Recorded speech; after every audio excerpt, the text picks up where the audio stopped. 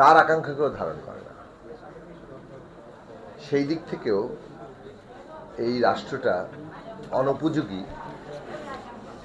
ওই একটা শ্রেণীর নিজস্ব ক্ষমতা রক্ষা করার জন্য। মনে হতে পারে যে বাংলাদেশের এই 53 বছর ধরে একটা অধিপতি শ্রেণী, মুষ্টিমেয় ধনিক শ্রেণী, যারা ধন সম্পদ আহরণ করেছে, তারা তাদের প্রাধান্য, তাদের দখল বজায় রাখতে পেরেছে এবং সংবিধান নিশ্চয়ই তাদেরকে সাহায্য করেছে। কিন্তু যদি বলা চলে যে একটা শ্রেণী তার শাসনটা বজায় রাখবে এবং সেটা বজায় রাখার জন্য যে স্থিতিশীলতা দরকার, এটা সংবিধান তাদের দেয়নি।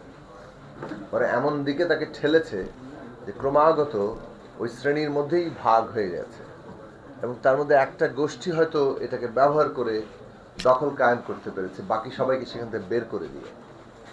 এবং আমরা 53 বছরে এই পরিণতি দেখেছি। বাংলাদেশে একটি রাজনৈতিক দল, তার মধ্যে আবার একটি গোষ্ঠী, কিংবা আরও বলতে পারেন কনসেন্ট্রেট করে একটা পরিবার এবং তার পারিষদেরা, তারা পুরো রাষ্ট্রটার মালিকানা দখল নিয়ে নিল। এমনকি নিজের দল আর ওই শ্রেণীর সমস্ত লোকজনকে বাইরে বের করে দিয়ে প্রধান বিরোধী দলটিকে হাত পা বেঁধে ছেলের মধ্যে ঢুকিয়ে রেখে স্টেডিয়ামের বাইরে ফেলে দিয়ে তারপর তারা খেলতে শুরু করলো। এই যে পরিণতি, এই পরিণতিটা সংবিধানের ক্ষমতা কাঠামোর মধ্যেই ছিল। ফলে ওইটা কেবলমাত্র অধিকাংশ জনগণের আকাঙ্ক্ষাকে ধারণ করেনি তা না। যে শ্রেণীটি 1971 সালের যুদ্ধের মধ্যে দিয়ে বাংলাদেশ রাষ্ট্রের ক্ষমতায় আসীন হলো কিংবা পরিচালনার দায়িত্বে গেল, তারও স্বার্থ রক্ষা করতে শেষ পর্যন্ত পারেন, তাকেও সংহত করেনি। এই দুটো জায়গায় আমাদের মনে রাখা দরকার।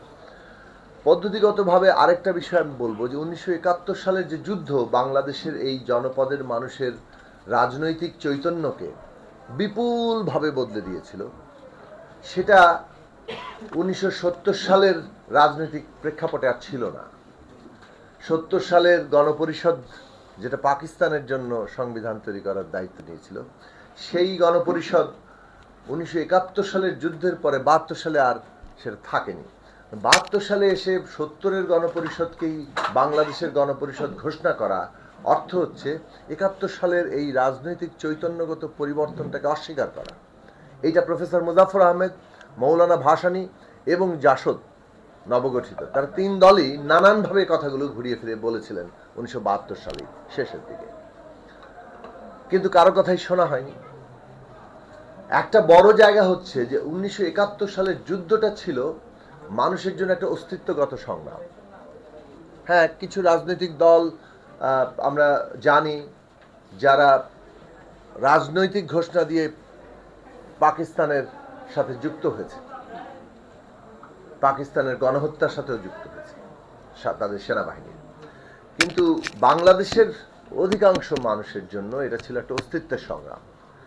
সেই অস্তিত্বের সংগ্রামে একটা ঘোষণা আসলো 10ই এপ্রিল যে এই রাষ্ট্রটার ঘোষণা দেওয়া হচ্ছে এই রাষ্ট্র তার নাগরিকদের জন্য সাম্য, মানবিক মর্যাদার, সামাজিক ন্যায় বিচার প্রতিষ্ঠা করবে।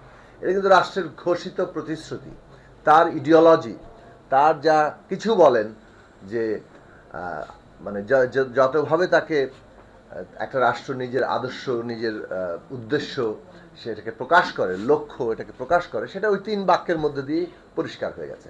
এর চাইতে বেশি কিছু আর দরকার হয় না। আপনি 72 সালে এসে 70-এর গণপরিষদ দিয়ে 71-এর ওই ঘোষণাকে বাতিল করতে পারেন না। ঘোষণা তো